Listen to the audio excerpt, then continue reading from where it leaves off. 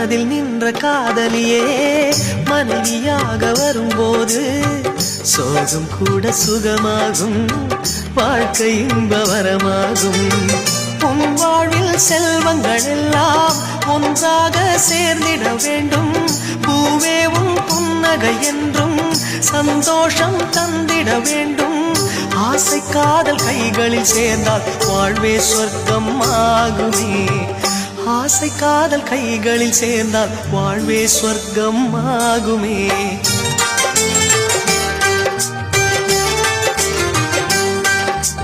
ஆனந்தம் ஆனந்தம் பாடும் மனமாசையின் ஊஞ்சலில் ஆடும்.